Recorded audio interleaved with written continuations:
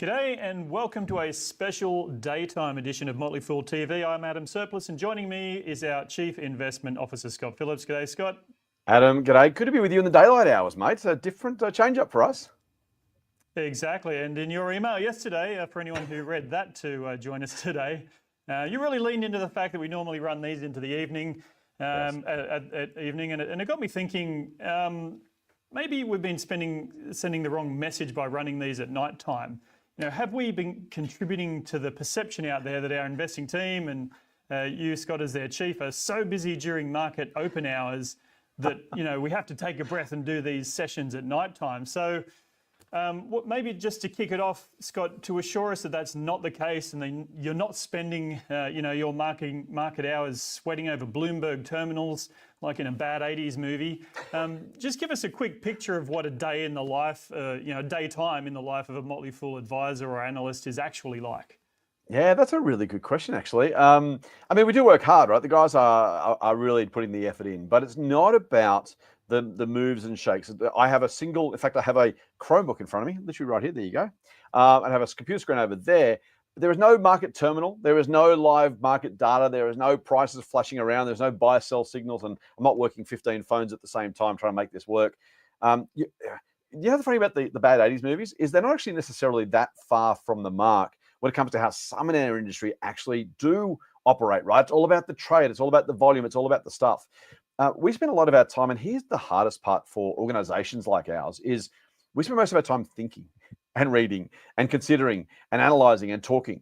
And none of that feels like output, right? We'll talk about AI, maybe and productivity in a bit, but what's productivity is doing more stuff, right? And so it's really, really tempting to kind of think, well, unless we're producing more output, therefore we're not doing the work. We're not actually adding value.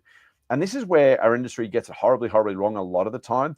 And frankly, some investors, not our members, because they're really smart people, and our viewers are really smart people as well. But we've got to stop confusing activity for progress. I had I think I probably used this story before, Adam, a great year 7 woodwork teacher. I was not very good at woodwork. Mr. Boynton, unfortunately, I tried to make a VHS cassette rack. Kids ask your parents what that is. And it never really sat quite straight. And that was my last year of woodwork. But when I did that, there was a great sign on the wall: don't be like a rocking horse. Plenty of activity, but no progress. And that's always stuck with me. I wasn't thinking investing at the time, although maybe somewhere deep in my subconscious, I was putting it away for days like today. But that's it, right? We're not doing things, doing stuff is not what good investing is about. In fact, it's almost always the reverse. We go through a lot of stuff. Like we get through a lot of content. We get through a lot of input, a lot of research, a lot of analysis.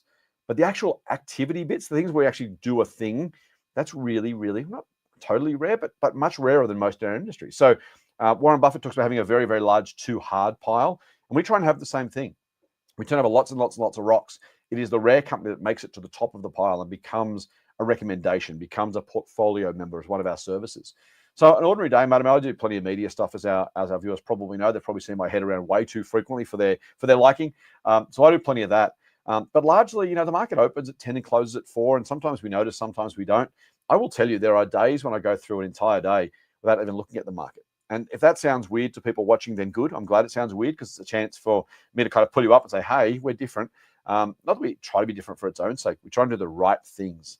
And movements of share prices, up, down, backwards, sideways, is largely irrelevant unless it does one or two things. It gives us a low enough price to buy, or a high enough price to sell. Other than that, the price of Woolworths shares goes up 0.5%, and BHP goes down 1%, and CSL goes up 2.5%.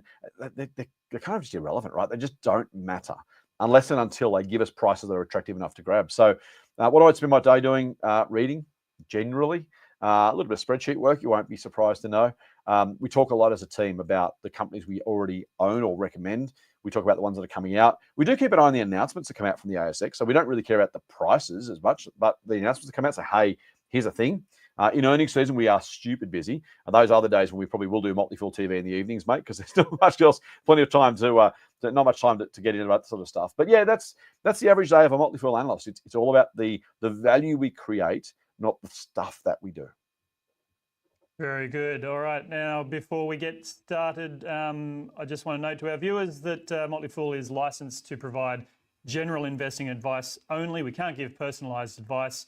Having said that, we can answer your questions. So whether it's a view on a specific company, an industry, the market as a whole, anything to maximise your investing outcomes, type those questions or comments you've got into the chat, and we'll get to them as we proceed. But firstly, while people are thinking of their questions, Scott, jobs data out today. So run us through the jobs data and also the recent bits of data that we've had last week as well.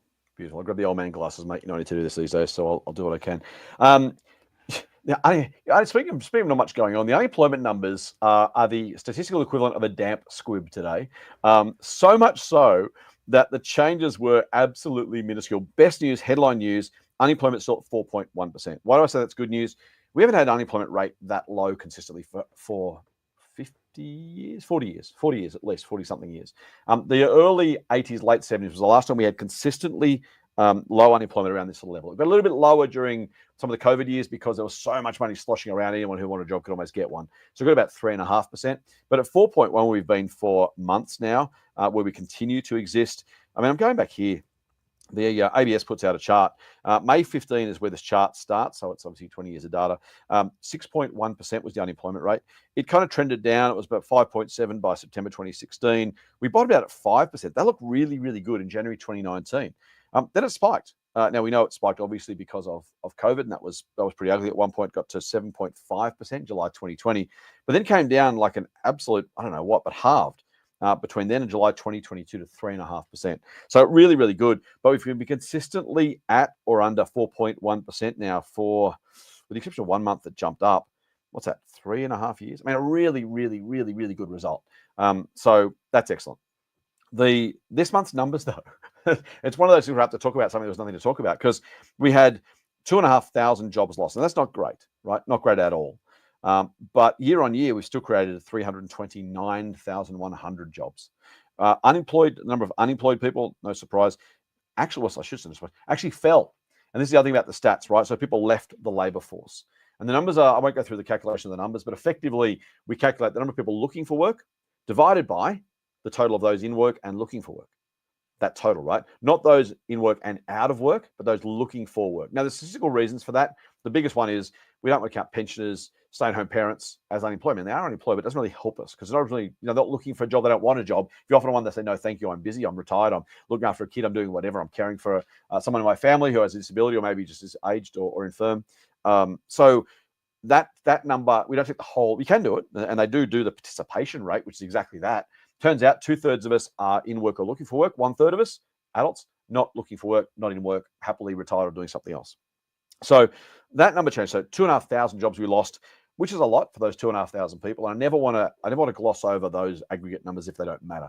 2,500 Australians had a job last month. They don't this month. That is objectively bad for them. But that's out of a total of 14,621,000 people. So as a percentage, it rounds to exactly 0, 0.0, according to the ABS. The number of hours worked increased slightly. That's positive for those who want it. And the underemployment rate actually fell from 6 to 5.9%. So overall, these are really, really good numbers. Again, I want to be clear, not great for those people who want work and can't get it, who want more hours and can't get them. Nothing's perfect, never is. But 20 years worth of data, this is as good as it reasonably gets, as good as we can hope for it to be at an aggregate national level. So a really, really positive set of numbers, which is excellent. And I've got to say, for everything else that's going on, you asked about the other stats, I'll get to those now. But for everything else that's going on, this is the number that matters most for economic prosperity for the country. Because without jobs, people can't pay their mortgages, they can't go and spend in shops. This is the linchpin. It really, really is, at least in terms of looking backwards. Other stuff looking forwards, which I'll get to, matters more, at least in terms of where we're going. But man, 4.1% employment, given everything that's happened. Think about tariffs, think about international conflicts, think about inflation, think about all the stuff we've had. To be at 4.1% really good. Now, I might have said this last month. I certainly have said it elsewhere. The one caveat here is a lot of those jobs are created by government spending. Now, that doesn't mean they're bad jobs. Doesn't mean they're not worthwhile jobs. Doesn't mean they're welcome jobs. A lot of them in the health and education sectors. And again, I think that's good. I have my issues with some of the programs, which you probably won't get to. But you know, if there are jobs needed to be done and someone's got them, that's great. What I would say is it just hides a little bit the economic weakness that we are having right now because we're creating those jobs artificially. Because it's an artificial creation, right? The economy's not creating them. They're creating things outside the economy. That's okay. That's good. They're jobs worth having. Don't get me wrong. No angry messages. Don't at me, as the cool kids say. But what it does mean is it's not the economy of its own volition creating more demand. And that's the only thing to watch out for. Now, you mentioned, Adam, other stats. These are not as flash. So we had GDP numbers out, I think it was last week. The weeks are all merging together. We grew the economy at 0.2% for the quarter. Now, that's positive. That's a win. Annualize it. You can't just multiply it by 4, but if you did, it's 0.8% for a year. That's okay. It's much less than we would otherwise like, so that's important. And frankly, statistically, given these are averages and estimates, 0.2, not far enough from 0 for my liking, right? I'm not saying it is 0, could be 0.4, right? The margin of error goes both ways, but just bear in mind, when we're getting at that sort of level, we are bumping along the bottom. That's not great. Retail sales last week, down 0.1%. Private capital expenditure, down 0.1%. Talk about the latter. Retail sales pretty straightforward, right? We're spending less stuff. Capital expenditure matters. Why? Because it's businesses, largely businesses, spending money, their capital, to create or buy other equipment. So what is private capital? Capital is something you use to create an output. Not the raw materials, that's different, but it's the machines. Right? Think about a car factory. The iron, the steel, the aluminium that goes into the car, that's the cost of goods. The capital equipment is the factory, the machines, the computers that go into doing it. Now, if you're buying or investing in capital equipment, you're doing it because you want to make more stuff, or you're replacing broken stuff, you want to replace the same amount of stuff, right? So either the same or more. If you're spending less on capital expenditure, that kind of says, I can't justify buying the new machine, replacing the old machine. I can't upgrade it just yet. Why? Because I'm not confident enough about the future. And that's the little watch out, is the stuff we're going to produce in 3, 6, 9, and 12 months' time is going to be made with the capital equipment that's in place now or going to be bought over that period. If businesses are pulling back, it just means they're not as confident in the future. Now, the risk is, obviously, for those people selling capital equipment, not great for their businesses, but also if and when that flows onto, I'm also going to hire people. I'm not going to replace people who leave because I'm not confident enough in the future to do just that. And so those are the kind of, I'm an optimist by nature, Adam, you know that, and our viewers know that by now, well and truly, our members certainly do. So I'm optimistic about our long-term future, but a couple of clouds on the horizon, overlay tariffs, overlay geopolitical events and frankly, military events. I'm positive. By the way, as an investor, I'm not changing. I'll talk to that in a minute if we get to it. But setting the scene, that's why the RBA cut rates. It's why it may well cut rates again in a couple of weeks' time. Right, and we'll get to those other things you mentioned soon. But just while we're still talking about those numbers, unemployment numbers especially. I mean, employment looks a lot different to how it used to 30 years ago. So if we're looking at comparative numbers, how satisfied are you that the numbers we're looking at actually give a fair comparison over time? That is a really great question. So the statisticians have changed the definition of full employment or just employment in general over time. The thing is now you have to work 1 hour at least over a 2-week period to be counted as employed. Now, I don't know how many people want to work only 1 hour over a fortnight. Some do because they're pensioners or they're just looking after kids or they're whatever. So, I get it. But that doesn't exactly suggest, hey, everyone's put to full use at full capacity. They're fully satisfied. Everything is okay. So that one really important, mate. You're right to not call that one out as we shouldn't necessarily make it like for like over time. What the statisticians have done as a result, though, is they've created the underemployment number. I mentioned that before. So unemployment, 4.1%, underemployment, 5.9%. So that's a nice 10%, nice round number. 10% of us either don't have enough work or any work at all and would like more work. So that number matters. The problem we have is that underemployment number has not been tracked for as long as we might have liked. And so you can go back miles for some of the other data points. I'm trying to find very quickly as I scroll. Underemployment. It goes back at least 20 years. So the 20-year number is the same. And by the way, underemployment, so let's go to May 15 was 8.4%. It's now down to 5.9%. So those numbers are improving as well. The economy is putting more of us to use. I don't know for how long the underemployment number has been published, but at least 20 years. So it's pretty robust. I think, at least 10 years. 10 years. Sorry, my apologies, 10 years. So I'm pretty happy with that as a starting point. What I would say is a couple of things. I've said for a long time in a lot of different forums, the economy is there to serve society, not vice versa. So unemployment, underemployment has a double-edged sword, right? Firstly, how many people want more work and can't get it? So we're not serving those people as a country, as an economy. There is people out there who say, I want more work, please. If they want more work for its own sake, that's great. The flip side of that is how many people are saying that because they can't pay the bills, because living standards have fallen, because prices have gone up. That's the other question, right? Is how many hours do you need to now work to pay the same bills as you needed to pay 5 years ago? And the answer is more hours, right? We know inflation's something 20+%, even at a real level. I think real income's down about 10% over that time. So plenty of people saying, well, I've got to work 10% more just to pay the same bills I used to have to pay 5 years ago. And so that's why, to some degree, we have underemployment levels. If people remove themselves from the labour force, said, I don't want to work, or I'm going to work part-time, my partner's going to work part-time, we're not going to try and work full-time because we want to have kids or just spend time at home or do whatever. I'm working as much as I want, not as much as I need to. And that's a subtle difference, but it's a really, really important one. So at some level, yes, we should really look at the 10% rather than just the 4.1%. So who has not got enough work, whether it's any work at all or as many hours as they'd like. That's really important. That's 10% right now. Again, down meaningfully from where it was 10 years ago. So that's important. But it does mean, as you say, definitions have changed, firstly. Secondly, there are people out there who do want that work. And I think that's the more important number to look at. We kind of fall to single numbers, right? GDP as if it's a single number, or unemployment as if it's a single number. And you have to find a frame of reference somewhere. But I think from a substantial national interest level, or society level, call it what you want. Yeah, 10% of us who want more work can't get it. That's the number that matters more than any. That is down, so still really good. But 1 in 10 of us want more work. That's something we need to look at. Yep, understood. Okay, let's just take a quick question before we move on to those bigger geopolitical developments. Question from Anne. Hi, a bit of a cheeky one, actually. Hi, Scott. I just sold my CBA shares, and I know you can't give me advice, but what would you do?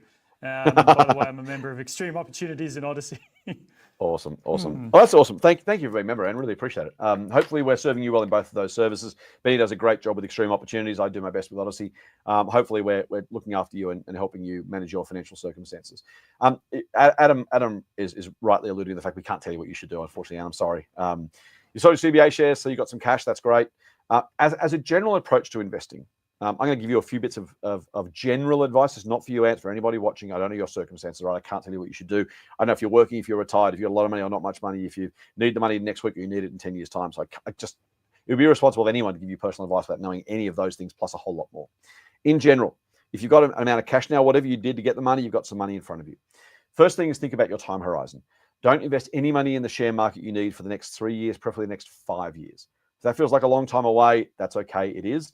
Now, I'm saying the capital, not the dividends. If you're investing getting dividends from them, that's okay. If you want the dividends from that money over the next 5 years, that's cool. But if you need that capital back at some point in the next 5 years, don't buy shares, but also don't buy crypto, don't buy property, don't invest money in anything other than cash in a high interest savings account or term deposit. Why? Because the market falls sometimes. Back to March 2020, sorry. Market fell 38% in a month and 4 days. Now, your $100 you had in the beginning, at end of February, by middle April, it's worth $62, and you're thinking, man, I needed that $100. Now I got $62. What am I going to do now? Now, in time it comes back and higher than where it started, that's the long-term bit. That's the 5-year bit I'm talking about. So don't put yourself at the mercy of having to sell, be a pressured seller at a price that's not attractive enough. So again, not for you, Ed, for everybody. Money inside 5 years that you need the capital for, don't invest it in anything. Keep it in cash. Secondly, invest in the context of your portfolio.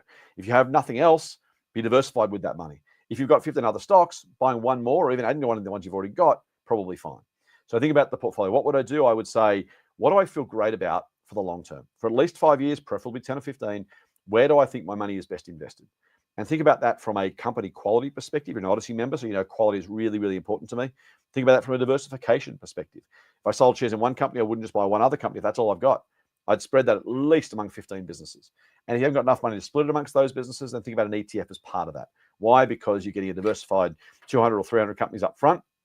Put an amount of your portfolio, 25, 50% of that money in the ETF, and then buy 5 or 10 other companies. That would be fine as diversification goes.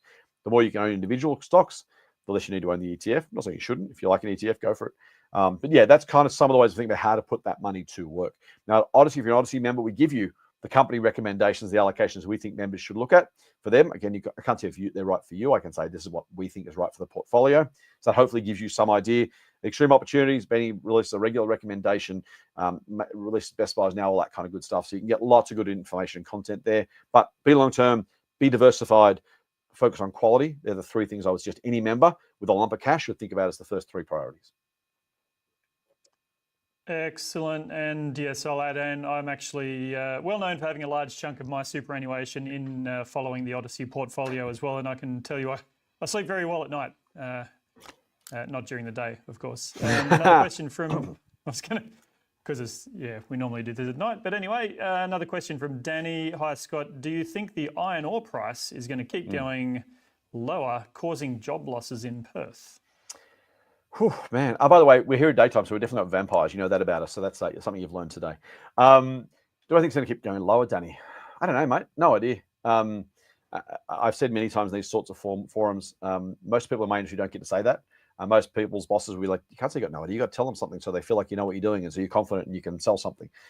I don't know. I don't know a lot of things, and I'm actually happy to say I don't know a lot of things. I've got an ego like everybody else, but if I have a reasonable edge, or at least something to bring to the table, it's a relative degree of comfort that I know what I know and I know what I don't know. And again, I'm very lucky the Motley lets me say I don't know. So I don't know what's happening to the iron ore price, mate. Why? Because there's supply, there's demand, there's geopolitics. We'll talk about that in a minute. There's a lot of stuff going on right now across the economy. Do I think? I don't know. I have no specific insight into this one. And honestly, here's the other thing: if I gave you a view on a balance of probabilities, what are the odds of me being right? Am I benefiting you from sharing that information? Only if I'm lucky and get right, or right and get lucky, one of the two. I don't know. A couple of things I will say. Iron ore is a commodity. Commodities are subject to supply and demand. You only look at the lithium price over the last couple of years to see that even though demand continues to increase, supply increased faster, and that absolutely created the price of lithium and lithium companies. So be very, very, very careful. Iron ore, less significantly, big macroeconomic risk. Again, we'll talk about geopolitics in a bit, but the Chinese economy, China is our largest trading partner, largely almost entirely because they buy iron ore from us. If and when that was to slow down, if China's demand for iron ore falls, that actually puts the price of iron ore down because there's going to be a lot of supply with not much demand, or not as much demand. That's bad for the price. If the reverse is true, by the way, the Chinese economy does pick up, the Yanks and the Chinese manage to strike some sort of peace, then maybe the price goes up. And that's what I mean about not being able to know for sure.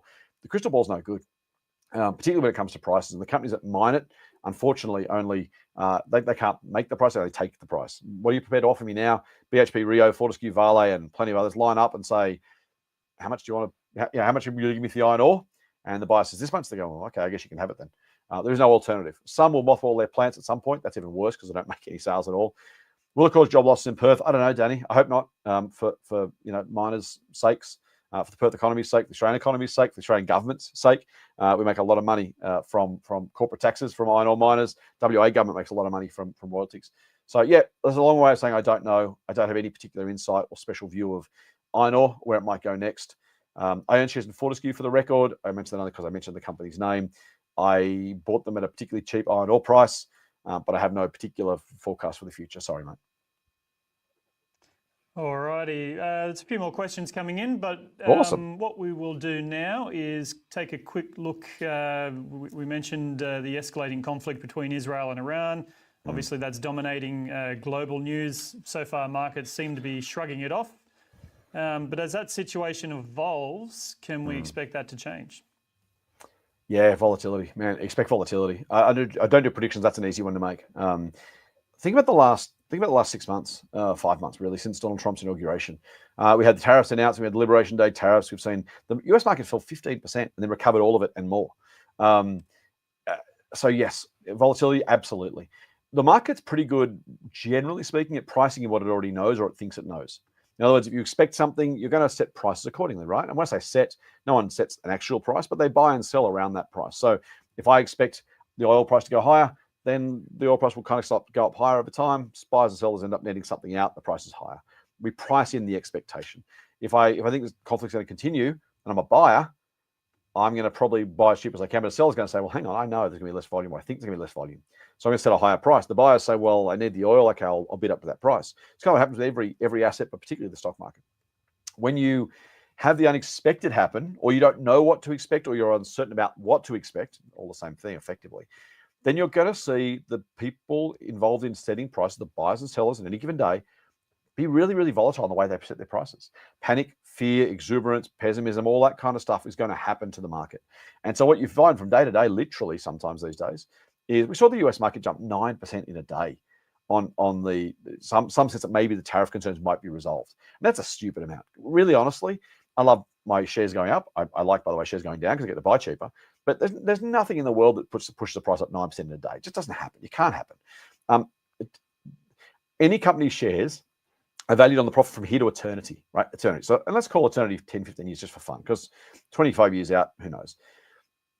If the profits for the next 10 to 15 years are based on one share price, in other words, 15 years worth, just take a numeric average. Don't worry about discounting it for now, right? 15 years, what's that? 6.5%, something like that, 6.33%, whatever it is. That means if profits went to zero for 1 year, shares should fall 6%. 9% is effectively a year and a half of profits wiped out over that 15-year period. It's not going to happen. So, by the way, it's what did happen on the market. I'm not saying it didn't happen. My point is the market's just silly sometimes, right? Irrational, emotional activity drives short-term share prices far too often. Do I expect that Donald Trump being Donald Trump, that Iran and Israel being Iran and Israel, that China being China, and then whatever we haven't thought of yet, will it cause more ructions? Yes, almost certainly, because we have a less volatile, more volatile, less predictable set of geopolitics right now. You don't have to like it or hate it. You have to love or hate Donald Trump to know that he's that sort of guy. Now, that means we should expect more volatility. What's really, really, really, really important, and we told you this at the time, right? So not that I was predicting it. When the market fell in the US and here on the back of those tariffs, I was saying, not because I'm a genius, but I was saying, this too shall pass. Capitalism had not yet reached its peak. It still has not yet reached its peak. And if that's true, the market will go to higher levels. Why? Because companies find new ways of solving new and old problems, meeting new and old wants and needs. And if that's true, and it always has been for the last hundreds of years, but certainly the last 125 years of the Australian stock market, then we will see companies create more value, earn more profits, share prices go higher. Can I promise that? No. Do I think the future is a pretty good indicator? Yes. So if that's true, when you get volatility, as much as it's scary, and I hate, like, no one likes their portfolio falling. If you got a $100,000 portfolio and shares fall 15%, you've lost 15 grand. I mean, that's, the price of a new car, half a used car, whatever. Like, it's big amounts of money, and it feels awful. Maybe it won't come back. I feel poorer. What if this doesn't go away? I get the emotional response. That's the volatility you've got to make your peace with. Because long term, the market has always, and here's my saying, which is clunky but true. The market has never yet failed to regain and then surpass a previous high. Now, if that's true in future, every time the market falls from a previous high, it's going to go back to that level and then higher. So the further it falls, in some weird paradoxical way, if you can get your head around it, the more the upside from there to that new high and then higher again. Not every company, I can't promise it's going to happen. What I am saying is my investing is based on that exact expectation.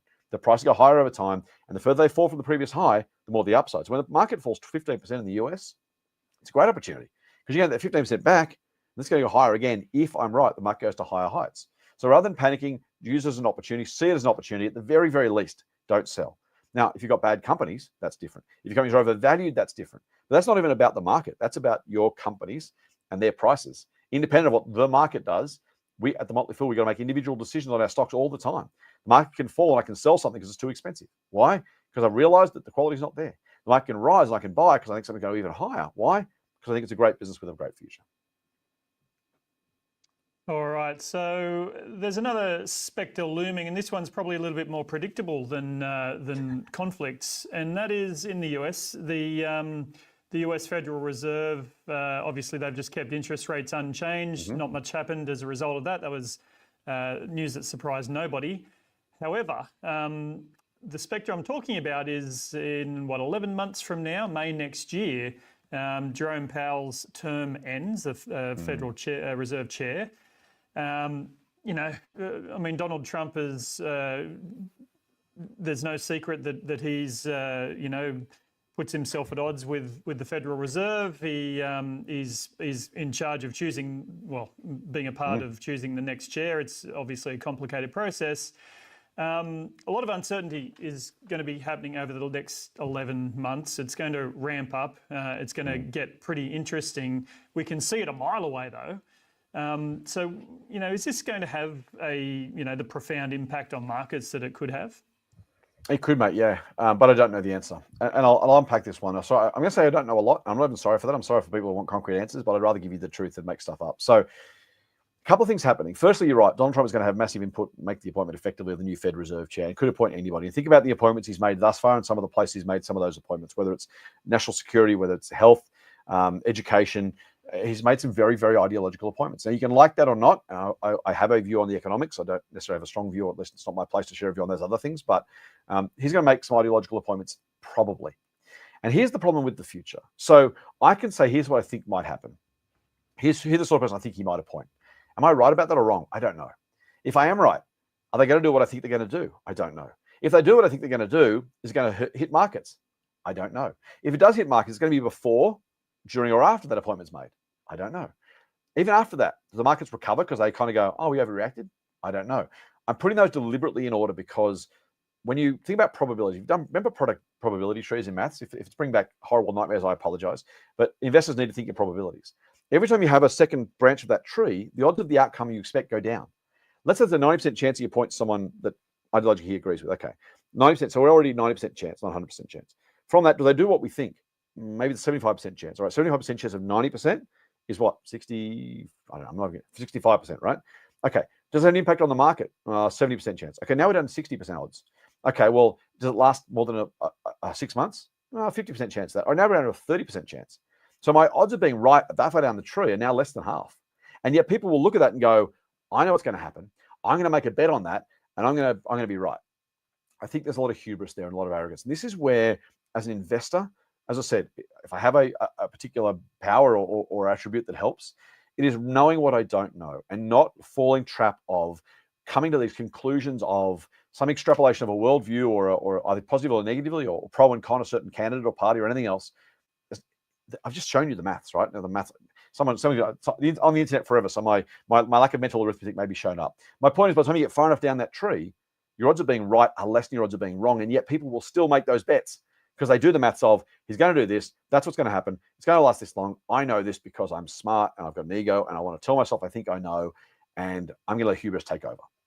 So I don't know, Adam, and here's what I want to say. So firstly, Trump may well appoint an ideological fellow traveler. Trump's already said he wants rates cut by 1%. Now, why? A couple of reasons. One, he wants people to feel better and be nice to him. Secondly, he knows the size of the US government debt, and he knows the interest bill goes down if the Federal Reserve cuts rates. He may or may not care about inflation. I don't really know.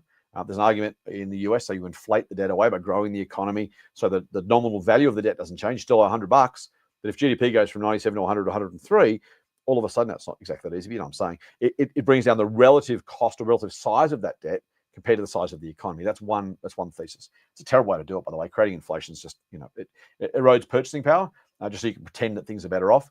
But that's okay. Now, will Trump want that? Yes, I think that's absolutely true. Who's going to be advising him? Who's going to be in his ear in the next 11 months? I don't know. And will they have sway? We've seen him walk back some stuff in the last little while, on tariffs in particular, largely because of pressure from the financial markets. And I don't mean pressure in any untoward way. I mean, his advisor said, Mr. President, you're going to do these tariffs, but look, the dollar's just fallen, interest rates have just spiked, bond yields have spiked. If we go down this path, things get worse, not better. He had no choice at that point other than, well, it could have been bloody minded and said to hell with it, and he may well do that. But he pulled back from that. Will he, despite his desires, appoint a more moderate Fed Reserve chair because he looks and goes, I want that person, but I'm being told by everybody if I do, it's going to cause drama?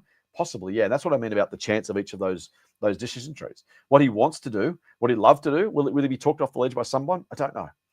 If he is, will that person actually go ahead with what Trump wants? Or will they say, well, Mr. President, I'm aligned with you ideologically, but I think the size of what you want is not enough. It's too much, so I'm going to do less than that. Does he follow through on what Trump wants anyway? The market freaks out like the last 5 months, shares fall and then recover. I don't know, maybe. Could I buy them when they fall and sell them when they recover? Maybe, but I've got to be right at all those other things and the timing of the buying and the selling. So sometimes these things are just too difficult. The more important thing here, Adam, for me, is why are we investing? What are we expecting? And the question for me, we mentioned Motley Fool Odyssey before. I run Motley Fool Everlasting Income as well and Motley Fool Share Advisor.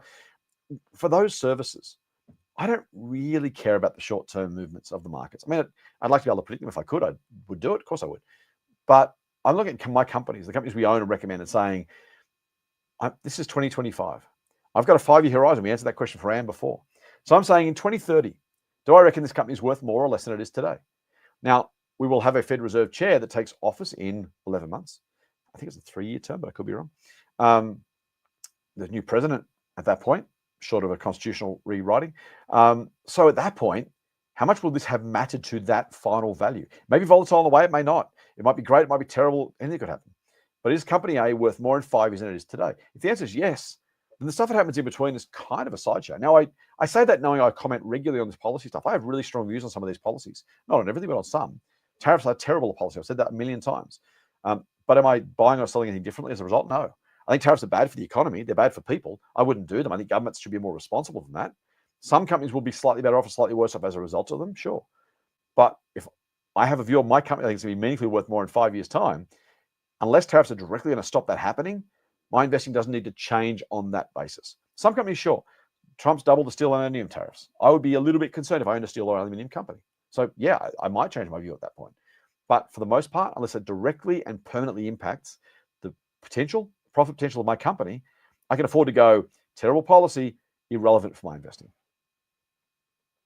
Very good. All right, let's have a question now. And so a question and a bit of a flex actually from Eddie. He's been investing, so ATX, that's a company called Amplia Therapeutics.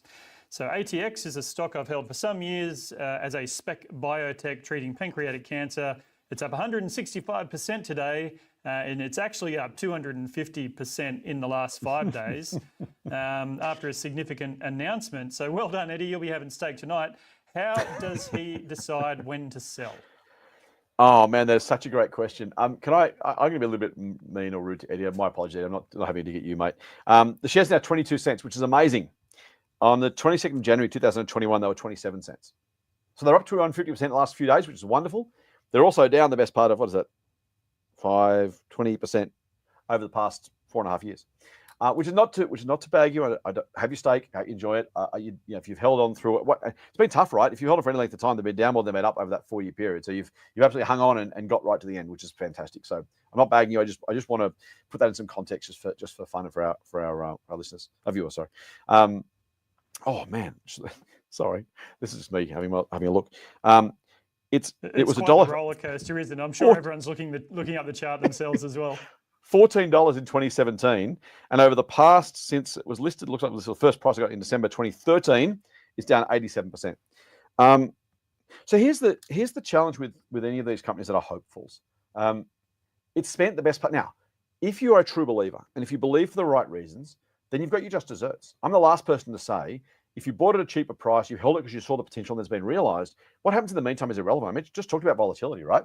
If I buy a stock at 10, it goes to 20 in 5 years' time, I don't really care if it goes to 1 in the meantime. I mean, I do, but if I get to 20 at that point, I've well and truly justified my thesis. So I'm not gonna rain your parade, Eddie. I will get to your question because the question you ask is far more important. But the challenge this is leading to your question. The challenge for investing in these sort of companies is, how do you know when to sell? You have to have a view of the underlying value of the company. Now, I just talked about probabilities.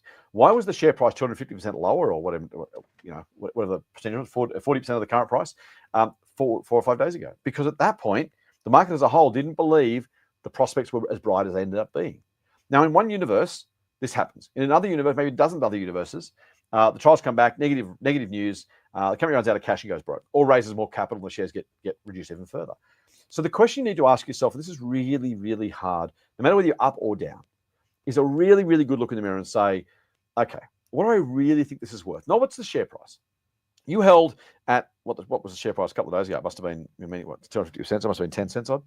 You were holding at that price saying, I think the future for this company is bright, 7.8 cents. I think the future for this company is bright. I want to own them because I think in the future it's worth more.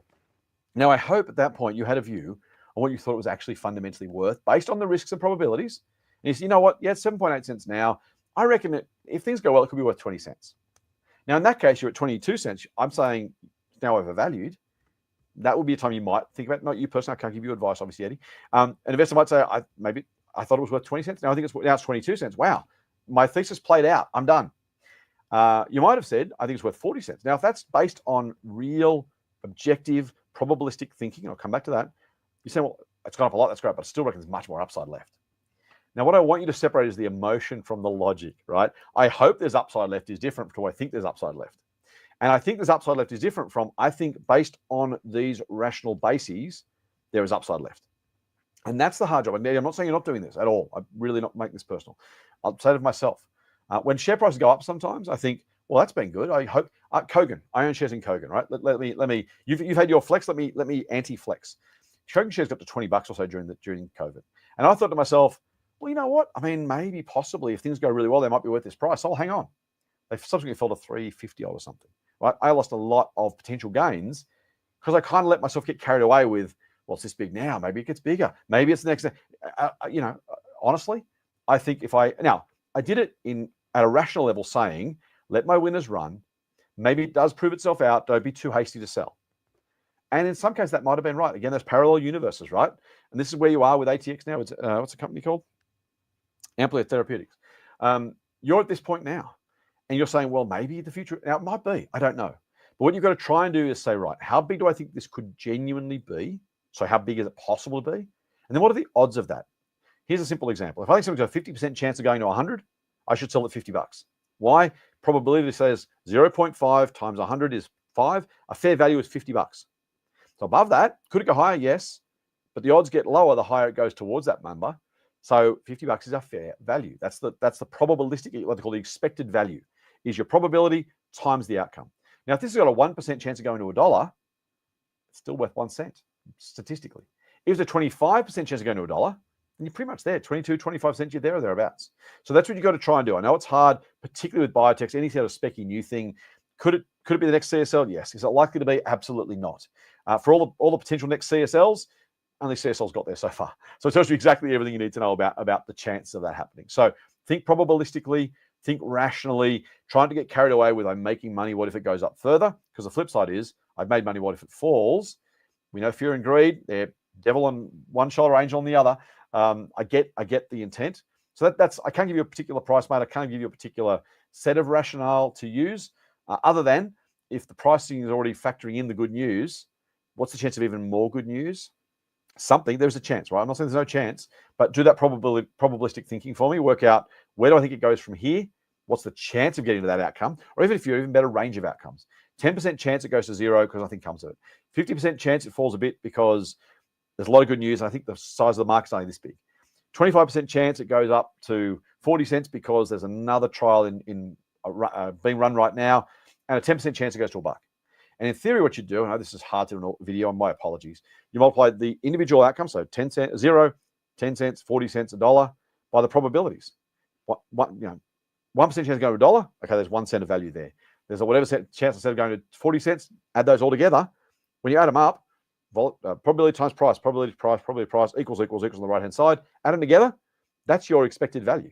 And that tells you what you think a fair value for the shares would be based on that probability. So again, it's enough maths for a lunchtime on a Thursday, but hopefully that's useful. By the way, if you don't know, if it was always a punt, sometimes you're better off just say, I've had a win and take the money off the table. But that's Kenny Rogers is the best advice for that one. Oh, very good. Okay, question from Legends of Diggers Camp. Hi, Scott and Adam. How often have you seen a startup go public on the ASX? Do you see investors shy away from venture capital stages? Links to investors. So I guess what he's getting at is all the money made pre-IPO? Is the whole IPO process really just to make a large amount of money for a small number of people? And are investors actually likely to see value at the post-IPO stage? That's a question I've got too, actually. Yeah, really good one. It depends is the answer, which again is completely unfulfilling as an answer to your question. I'll point you to Maya the first time around or second time around, and Dick Smith. Both IPOs, both went stone motherless broke, disappeared. You then look at Facebook or Google and say, man, they made a lot of my own Google shares or Alphabet shares. Facebook went fantastically well after IPO. So the answer is it depends. I will say, I'm an optimist. I'm more a Pollyanna than I am a skeptic, but I do have a skeptical bone or two in my body.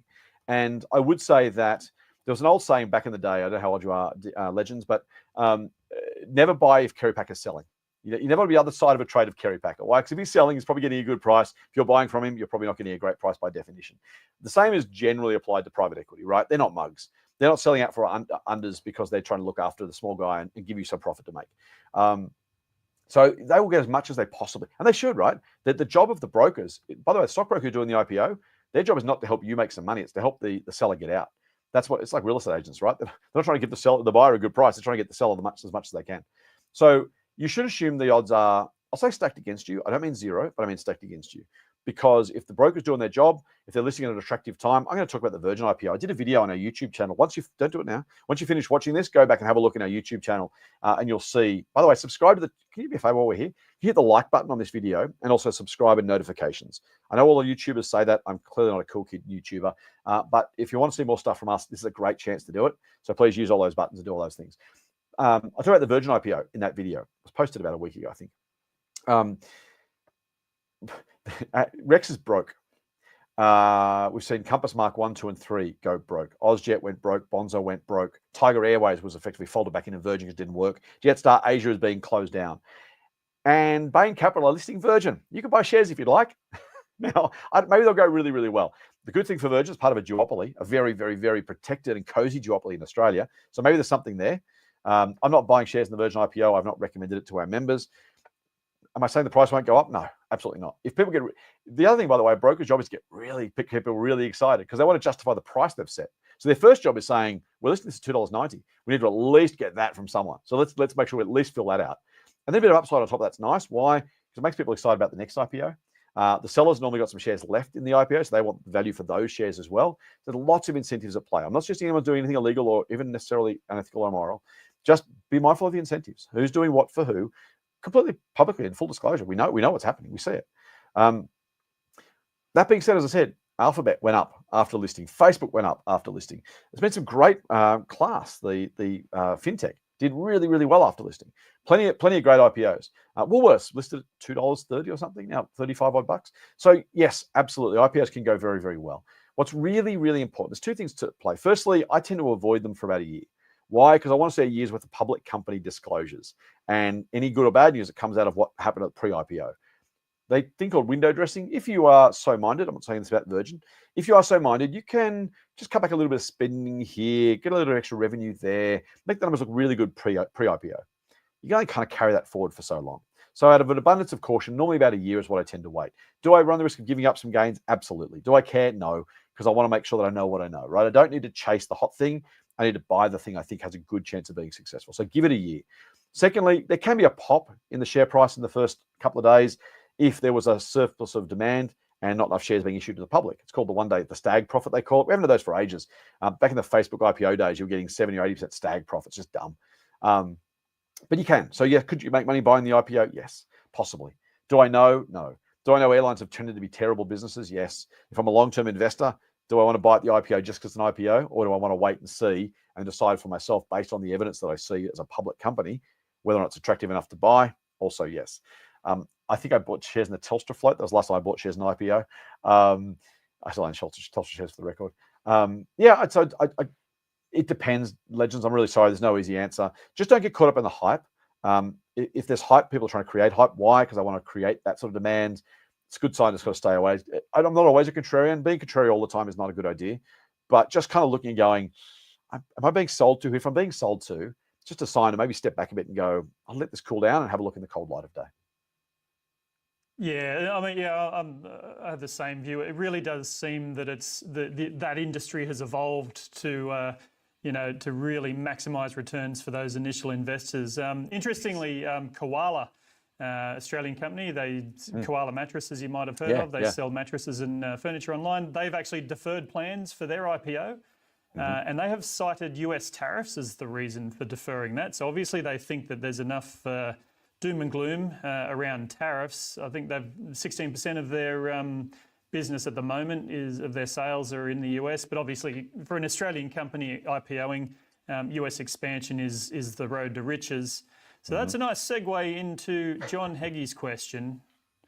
There was a reason for all that. I don't understand why the US market has recovered when tariffs are not locked in. I share that sort of skepticism. It shocks me that everything just seems to be travelling along at record highs, despite what appears to be a very large cloud on the horizon. John, I think that's right. I think you are right. With the exception I talked about before, which I think the falls were overdone. And I think this is really it's a really useful opportunity to think about the market versus the economy. Now, we saw about a recession. A recession is bad, objectively bad, right? It costs businesses, it costs jobs, economic output falls, standards of living fall. It is bad. thing is, even in a recession, maybe you have a market, maybe the economy falls by 1% over 6 months total, something like that. No, that's not great. It's bad. Like for all the reasons it's bad, right? People stop spending, people stop hiring. It takes a long time to get over it, even if the recession officially is over after 6 months or whatever it is. Unemployment doesn't normally recover for 3 or 4 years. So it's objectively bad. And it's bad for company profits for all those reasons as well. But again, if you think about the discounted cash flows, I should work something up for this on video so I can show the numbers somehow next to my head rather than ask people to kind of keep them in their heads. When we had COVID, it was, I'm pretty sure it was Jeremy Siegel, I think that was right, speaking on CNBC in the US. Now, shares fell, as I said, in Australia, 38% a month in 4 days. So keep 38% in mind. Siegel said, if it was Siegel, if it wasn't, I'm misquoting him, I apologize. Whoever it was right, and the data is right, so stick with that. If US companies, profits fell to exactly zero for a year, then went back to their pre-COVID levels. So pre-COVID, zero. I'm not sure if I'm working left to right to left. I'm not sure how this works on the screen. So assume I'm working in whatever order you need to. $100 profit, zero for a year, back to 100 after that. I just assume that's the reality. He said shares should fall 10%, total 10. And that is you lose a whole year's profit next year, or this year, right? If you lost it for 2 years, maybe it's 18 or 19%. 2 full years, zero profit, then it goes back to normal. Now, let's say the fall in profit wasn't zero. Let's say it's 50% fall in profit only for 6 months. Well, now you're talking about mid-single digit losses on the market. And that's where it's really important to keep in mind, because and I'll get back to the recovery bit in a minute, but it's important to set it up correctly. Part of why they recovered so strongly is the fall was overdone. It was always overdone, because there was no world in which the fair value of US companies as a whole, as an aggregate, were going to fall that much, because profits were going to fall that far for that long to mathematically justify that sort of share price fall. And so that's the starting point. So part of why did they recover? In part, why did the market recover so fast after the COVID crash? Because cooler heads prevailed. People kind of went, that was silly. I mean, we got a bit carried away, and we all kind of got caught up in our own press and the doom and gloom headlines in massive font on the front of the newspapers. Kids, ask your parents. Market crash, tariffs coming. Tariffs are terrible, awful, terrible policy, woeful policy, atrocious policy. But are they likely to cause a 15% reduction in the full value of every company in aggregate on the US market? No. Because to do that, profits would have had to go to zero for 18 months and then back to their previous levels. Now, they might have fallen 10% forever. That's worth some sort of decline. Still, by the way, not 15%. And it wouldn't be 15% forever, because companies find ways of growing again. So part of the thing we've always got to ask ourselves, when we look at increases or decreases, we always say stocks are up X%, stocks are down X%. Why is that? We very rarely say to ourselves, what was the starting point? They call it the base effect, where you started from. Was that high or low at that point? Now, I'm not giving you a view necessarily, but just remember the fall itself is the predecessor for the recovery. So part of the recovery is completely justified, in my opinion, which is because the fall was too big. On the basis of the way the numbers work, on the discounted cash flows is the jargon terminology of the way share prices are calculated. So that's important. I do agree the recovery is too significant. I talked about the 9% recovery in a day. That was dumb. We just straight out dumb. There's no justification for it, right? Either they were right, the shares were too cheap before, in which case it shouldn't have fallen that far, or the price was right. The maths doesn't work. There's no sane world in which that's happening. So what does that tell you? It tells you the market's not thinking rationally. I think share prices should probably be about 5% lower on average in the US. It's a thumbs up, finger in the air, about 5% on the basis of the tariff risk. Why? Because firstly, the impact's uncertain. So there's uncertainty discount you want to allow. We don't know how long they're going to last. We don't know how broadly they're going to hit. We don't know what is going to be. The other thing, by the way, we talk about here's the other problem with tariffs. I just mentioned it before. All those probability trees, right? Maybe they come in. Maybe they stay. Maybe they're impactful. Maybe they last for a long time. Maybe US companies take 3, 6, 9, 12, 18, 24, 36 months to recover. Maybe. I don't know. I know it's bad for the US economy. I think it's more likely than not to cause a recession. No prediction, but probabilistically, likely, I think, to cause a recession. But does that mean shares are worth 15% less? No. I work about 5% less than where they were is probably reasonable. So that's the first thing. Second thing is, remember that even despite those one-off shocks, value is created over time. If the line is up and to the right, again, I'm not sure with the angle of my arm here. Assume this is up and to the right, it's up and to the left, my apologies. Up and to the right over time, if the little jinx down, right, still then continue to grow at the same rate. In other words, if the market's going to create value over time, the tariffs are a one-off negative impact factor because they drop every profit by whatever it drops by for whatever time, and it grows from the new base. So over a long enough period of time, the market gains 10% a year on average. So every 6 months, on average, never happens exactly, price should be up 5%. So think about the 5 months since Donald Trump took office. On an average basis, 4.5% should be the average increase. So we should expect prices to go up. Now, if they're flat to where they were, and otherwise could have been on average 5% higher, it's kind of the 5% discount I'm talking about.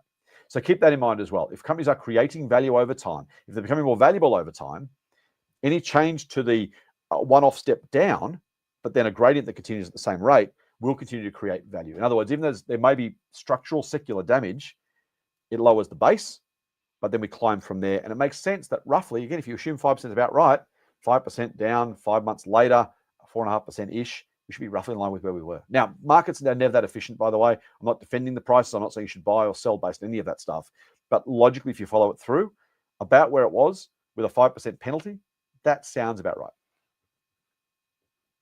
Very good and very comprehensive. Okay, question from Danny about portfolio allocations and index funds. nice. Does Motley Fool recommend a percentage of portfolio to be in index funds at all, or just a diversified portfolio of 25 to 75 stocks? That seems like a lot.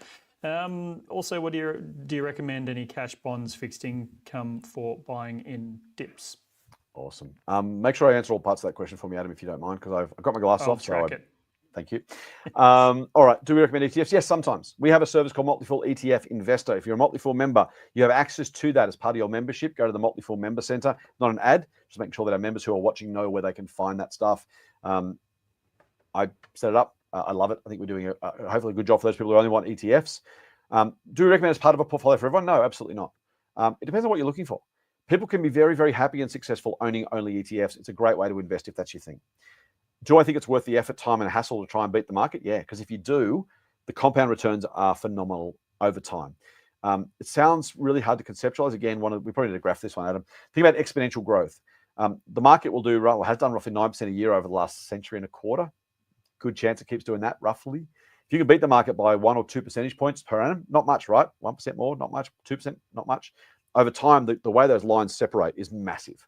So it's worth the effort and energy if you can do it. If you can't do it, buy an ETF and go fishing. If you don't want to do it, buy an ETF and go fishing. If you want to give it a go, either by yourself or with help, we can help you with that if you want.